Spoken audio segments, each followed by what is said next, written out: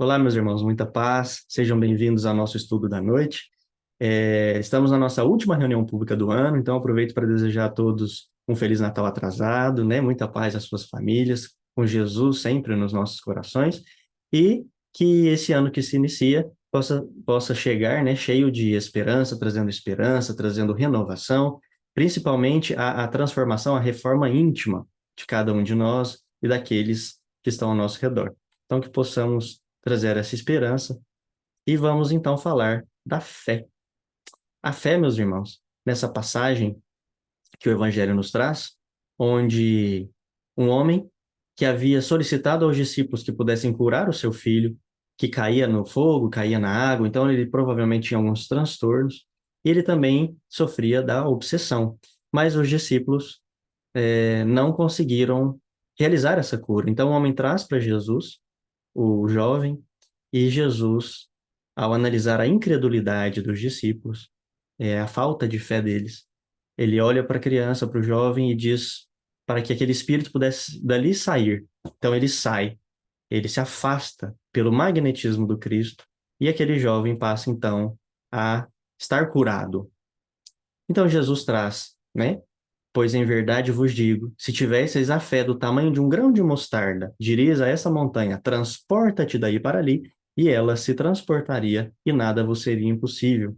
Então Jesus aqui, ao analisar, né, ao trazer essa alegoria do grão de mostarda, ele nos traz como a menor semente, uma das menores sementes que a natureza possui. E, ao mesmo tempo, essa pequenina semente tem um grande potencial, porque ao germinar e ao crescer se transforma em uma grandiosa árvore, uma árvore que não aparenta a pequena semente de onde ela veio. Então, o grão de mostarda, a semente de mostarda, ela possui esse grande potencial de crescimento, de desenvolvimento. E é isso que Jesus traz para nós. Ele não quer que a nossa fé seja pequena, mas ele diz que mesmo a menor das fés, né, por menor que seja a nossa fé, ela já, se real, ela já possui um grande potencial de transformação e de conquistas, e que a nossa fé, sendo, né, que seja como o grão de mostarda, ela possa crescer de uma maneira que a gente não tenha comparações de tão grande que ela pode se tornar. Então, que a nossa fé possa ter essa capacidade de expansão, da mesma maneira que o grãozinho de mostarda tem. Meus irmãos, se tivéssemos então, né, essa fé com esse potencial de crescer, nós então poderíamos mover essas montanhas. E o que são essas montanhas? Nós vamos fazer essa análise daqui a pouco. Mas antes disso, nós trouxemos aqui do livro Os Mensageiros, no capítulo 45, que André Luiz intitula Mente Enferma. Vamos analisar aqui uma história de um homem, né? O André Luiz traz como o Dr. Fidelis, né? A gente conhece ele como Dr. Fidelis, e ele é um homem que está numa reunião, um encarnado, está numa reunião pública como a nossa aqui agora, e aí ele tem um diálogo com um dos orientadores da casa, né? Com os dirigentes da casa.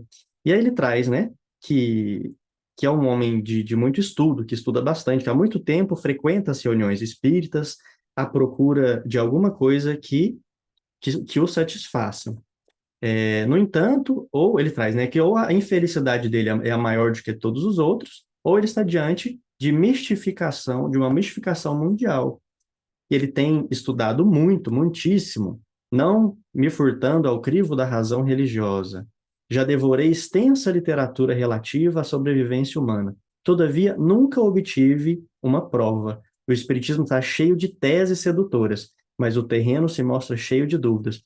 Bom, meus irmãos, ele traz, então, aquela fé que na verdade não tem fé, né? Ele precisa ver para crer. Ele estava estudando o Espiritismo, mas ainda não conseguiu provas da mediunidade, prova da existência dos espíritos após a morte, prova, às vezes, até da existência de Deus. E aí nós vamos analisar essa questão da fé e da razão. Não que a nossa fé não tenha que ser uma fé raciocinada.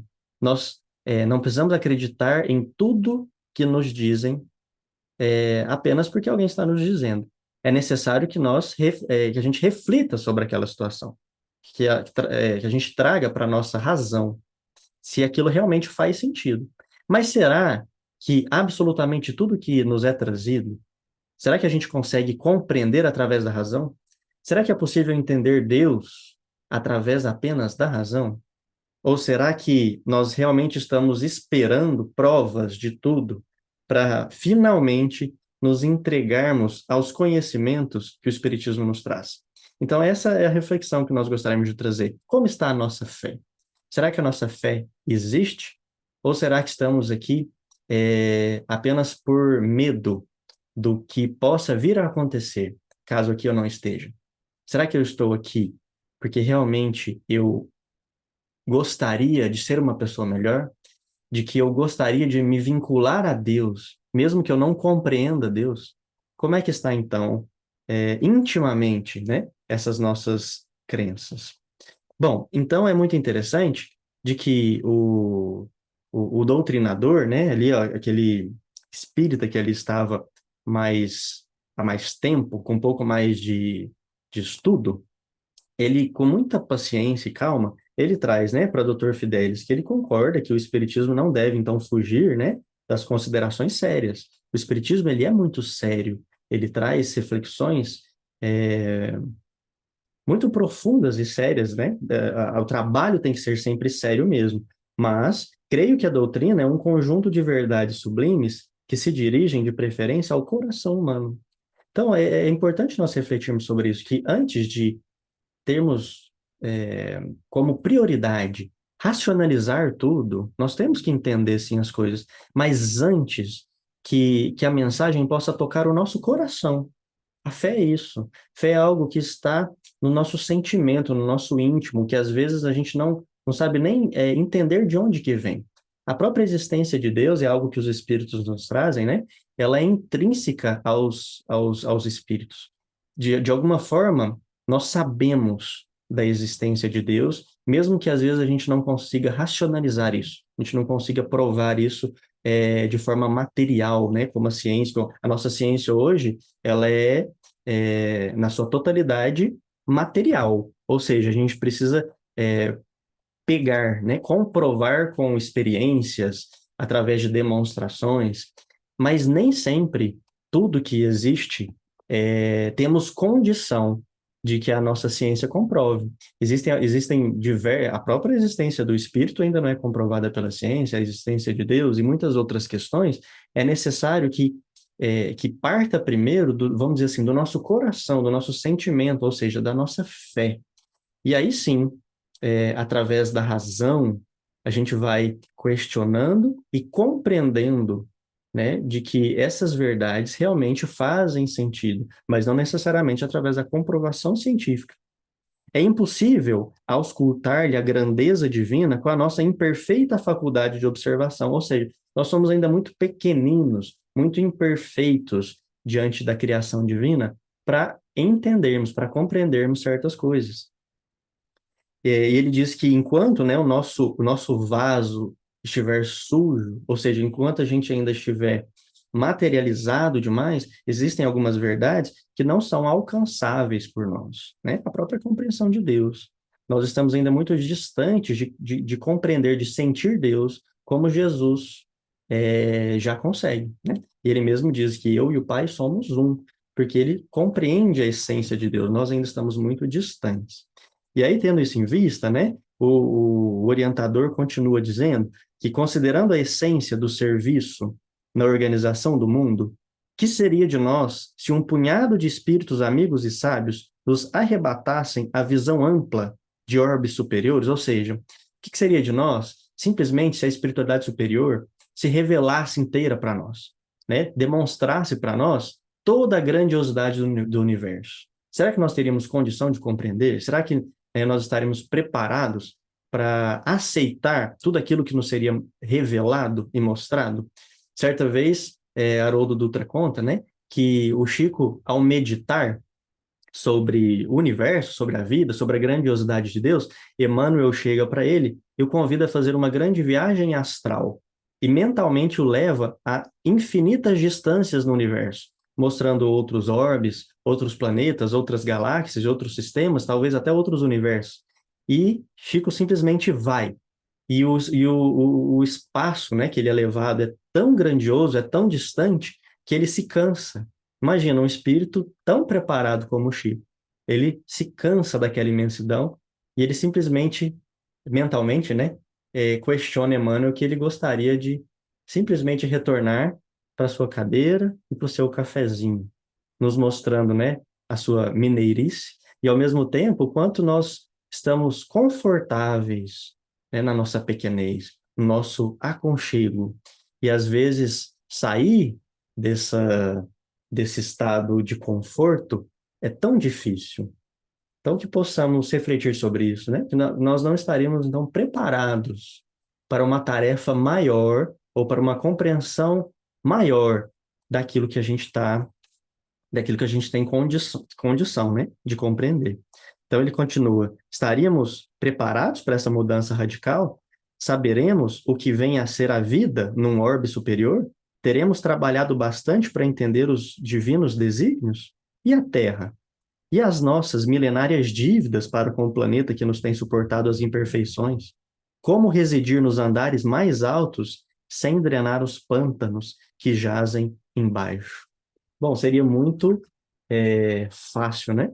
Se simplesmente Deus tivesse nos criado perfeito e conhecedores de tudo, perfeitos e conhecedores de tudo, mas não seria meritório, né? Nós não teríamos condição de simplesmente compreender tudo sem termos vivenciado cada etapa desse degrau evolutivo. Então, esse processo evolutivo é muito importante para nós.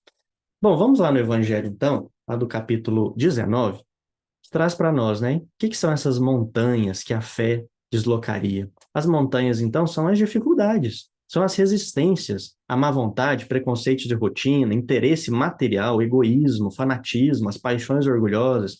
Então, os Espíritos vêm nos esclarecer que essa fé que seria movida, né? Seria transpor essa montanha, na verdade, essa montanha que seria movida, ela seriam esses problemas, seriam as dificuldades, o nosso próprio orgulho, o nosso próprio egoísmo, aquilo que a gente tem que vencer. E se a nossa fé fosse, então, né, tivesse o potencial desse grão de mostarda, se ela pudesse se expandir e crescer, nós conseguiríamos, então, simplesmente vencer qualquer problema, vencer qualquer dificuldade. Os problemas da vida estão aí para a gente enfrentar, e às vezes nós nos colocamos frágeis, ou nós não temos a força de vontade de vencê-los, de vencer a nós mesmos. Simplesmente, se tivéssemos essa fé na vida futura, na vida eterna do Espírito, na presença de Deus nas nossas vidas, nada nos abalaria. Qualquer montanha seria pequena à nossa vontade, à nossa fé. Em outra percepção, ele coloca também que a fé nada mais é do que a confiança que se tem na realização de uma coisa. Se a gente simplesmente acredita, simplesmente, mais do que acredita, a gente sabe, a gente confia, aquilo é claro para nós, então, qualquer fim, né, qualquer destino seria atingido com facilidade, com toda certeza. Isso é fé, simplesmente ter a certeza, simplesmente saber que é dessa forma. E se a gente vive com essa crença real, a nossa vida se torna mais leve, né, mais fácil, porque com certeza chegaremos aí nessa felicidade, nesse final, nesse destino, independente dos nossos caminhos. Como é que então, quais seriam as consequências do exercício dessa fé? Então, os Espíritos colocam para nós no capítulo 2 do Evangelho que a ideia clara e exata que se elabora da vida futura propicia uma fé inabalável no porvir. O que quer dizer? Se a gente tem certeza dessa continuidade da vida, de que o Espírito é eterno, de que o nosso objetivo é buscarmos essa renovação, essa transformação íntima para alcançarmos essa felicidade, esse é o nosso objetivo de vida. Então, nada nos abala. É isso que eu tenho que fazer. Qual que é a dúvida? É isso que eu tenho que fazer, não preciso ter dúvida daquilo que... Não preciso ter dúvida daquilo que a vida é. A vida espiritual é essa. A vida futura nos aguarda. Então, tendo essa fé inabalável nesse porvir, né? Fé que gera consequências imensas na moralização das pessoas, então nós buscaríamos dessa maneira essa nossa moralização, essa nossa espiritualização, porque a gente muda completamente o nosso ponto de vista da vida, né? Para que que serve a vida? Para que que estamos aqui? E aí, dessa maneira, com essa fé pura, com essa certeza da existência do Espírito, nós mudamos totalmente, né, a trajetória daquilo que a gente faz, daquilo que realmente vale a pena, né, daquilo que é a nossa prioridade. É tão interessante, né, que o Evangelho traz também a questão do magnetismo, do poder energético, que a fé proporciona para nós. Ele traz o seguinte, que o poder da fé se demonstra de modo direto e especial na ação magnética. Por seu intermédio, o homem atua sobre o fluido, o agente universal. Então, o Espiritismo traz para nós que nós estamos mergulhados na matéria. E essa matéria, ela é moldável. Existe uma matéria que origina todas as outras matérias, inclusive a matéria que forma o nosso corpo, né? Essa matéria que forma a sala, a cadeira que nós estamos, enfim. Esse fluido cósmico universal, ele é moldável de acordo com a nossa vontade.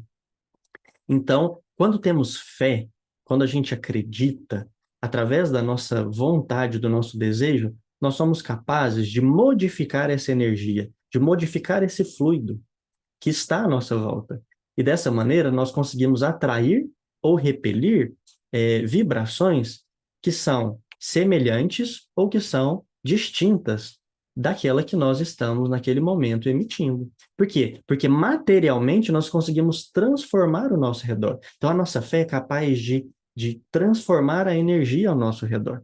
Daí decorre que aquele que a um grande poder fluídico normal junta ardente fé, pode, só pela força da sua vontade dirigida para o bem, operar esses singulares fenômenos de cura, por exemplo. E outros vários, né? Que antigamente eram ditos como prodígios, como milagres, mas que não passam de efeito de uma lei natural. E é assim que Jesus, por exemplo, cura aquele jovem. Através da sua fé, ele modifica o ambiente material, ele modifica a vibração e atua no corpo daquele jovem, e é dessa maneira ele afasta o espírito obsessor. Tudo isso agindo através da sua fé, através da vontade.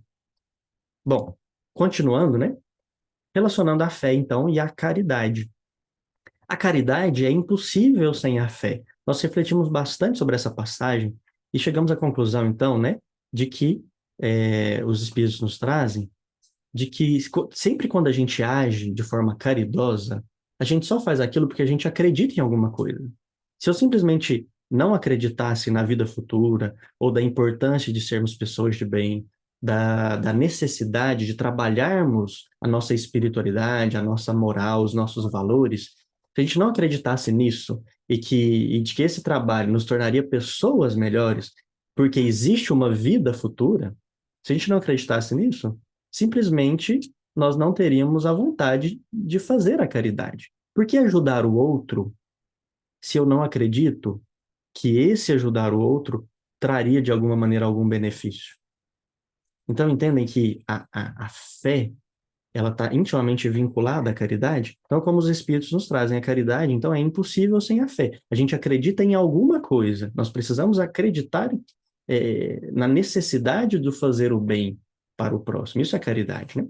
Na verdade, impulsos generosos se vos depararão, mesmo entre os que nenhuma religião tem. Porém, essa caridade austera, que só com a abnegação se pratica, com um constante sacrifício de todo interesse egoístico, somente a fé pode inspirá-la, porquanto só ela dá se possa carregar com coragem e perseverança a cruz da vida terrena.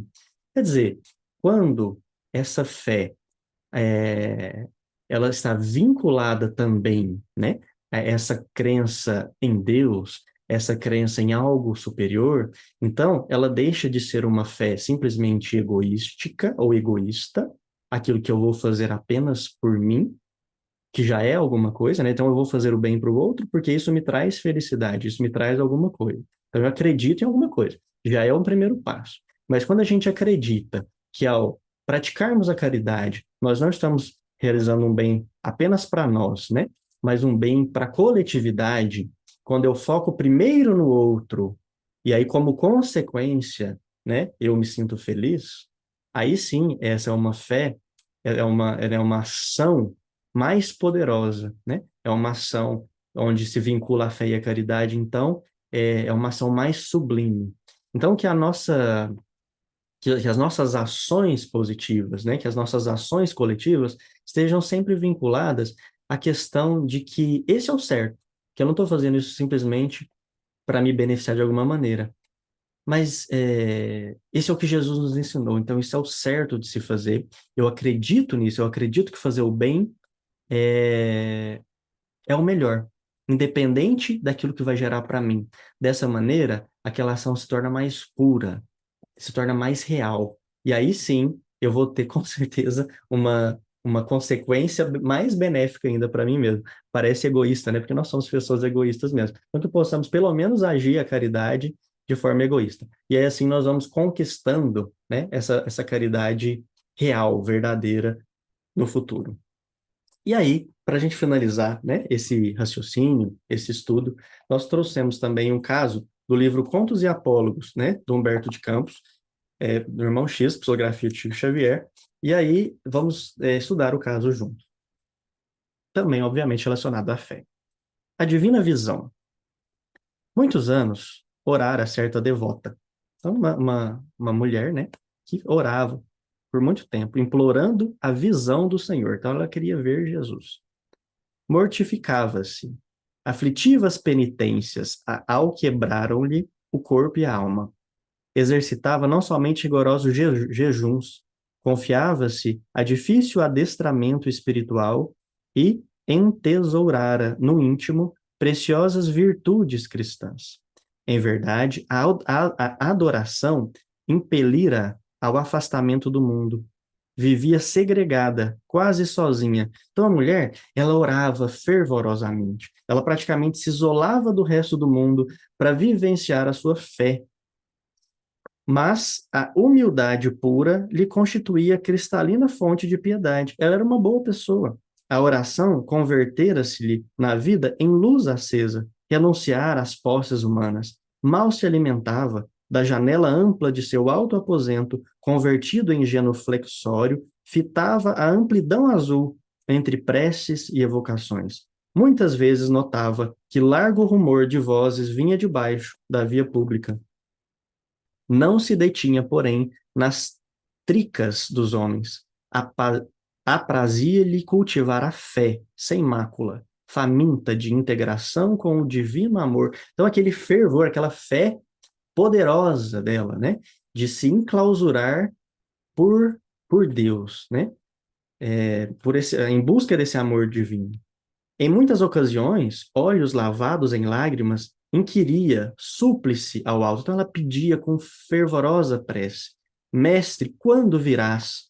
Fim do colóquio sublime, voltava aos afazeres domésticos. Sabia consagrar-se ao bem das pessoas que lhe eram queridas. Então era uma pessoa caridosa, ela fazia, né, atitudes de bem.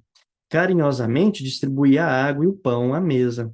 Em seguida, entregava-se à edificante leitura de páginas seráficas, mentalizava o exemplo dos santos e pedia-lhe forças para conduzir a própria alma ao divino amigo. Então, né, prestamos atenção aqui que ela sabia consagrar-se ao bem das pessoas que lhe eram queridas. Então, ela ajudava algumas pessoas ali que ela conhecia, enfim. Milhares de dias alongaram-lhe a expectação. Rugas enormes marcavam-lhe agora o rosto. A cabeleira, antes basta e negra, começava a encanecer, né? Estava ficando cabelos brancos, estava envelhecendo. De olhos pousados no firmamento, meditava sempre, aguardando a visita celestial. Certa manhã, ensolarada, sopitando a emoção, viu que um ponto luminoso se formara no espaço, crescendo, crescendo, até que se transformou na excelsa figura do benfeitor eterno. Será que o mestre estava chegando? O inesquecível amado, como que ele vinha ao encontro. Que preciosa mercê lhe faria o Salvador? Arrebatá-la ia ao paraíso? Enriquecê-la ia com o milagre de santas revelações? Estática, balbuciando comovedora súplica, reparou, no entanto, que o mestre passou junto dela, como se lhe não percebesse a presença. Entre o desapontamento e a admiração, viu que Jesus parara mais adiante, na intimidade com os pedestres distraídos.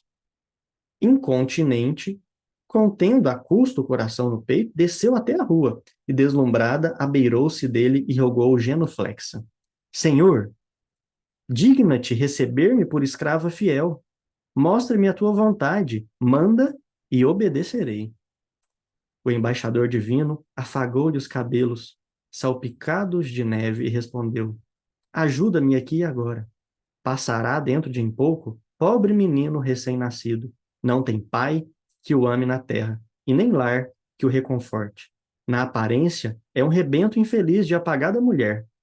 Entretanto, é valioso trabalhador do reino de Deus, cujo futuro nos cabe prevenir. Ajudemo-lo, bem como a tantos outros irmãos necessitados, aos quais devemos amparar com o nosso amor e dedicação. Logo após, por mais se esforçasse, ela nada mais viu, o mestre como que se fundira na neblina esvoaçante. De alma renovada, porém, aguardou o momento de servir, e quando infortunada mãe apareceu, sobraçando um anjinho enfermo, a serva do Cristo socorreu-a, de pronto, com alimentação adequada e roupa agasalhante. Desde então, a devota transformada não mais esperou por Jesus, imóvel e zelosa, na janela do seu alto aposento. Depois de prece curta, descia para o trabalho a multidão desconhecida, na execução de tarefas aparentemente sem importância, fosse para lavar a ferida de um transeunte, para socorrer uma criancinha doente, ou para levar uma palavra de ânimo ao consolo. E assim procedendo, radiante, tornou a ver muitas vezes o Senhor que lhe sorria reconhecido. Então, meus irmãos, da mesma maneira que não existe caridade sem fé, a fé sem caridade é vazia. A fé, a oração, a devoção ao Mestre, sem a prática, ela é imperfeita, ela é ineficiente. Então, Jesus, ele não pede de nós que ajoelhemos e louvemos a Deus com as mais bonitas e belas palavras. Não. O que Jesus veio nos dizer e nos ensinar é que amemos uns aos outros. Dessa maneira, quando a gente acredita que esse é o caminho, nós então nos transportamos para mundos espirituais superiores, para vibrações superiores, sentindo dessa maneira a presença do Cristo, não através simplesmente dos nossos pensamentos e crenças, mas principalmente através das nossas ações no bem. Muita paz, que Deus nos abençoe e um feliz fim de ano para todos nós e nossas famílias. Até mais.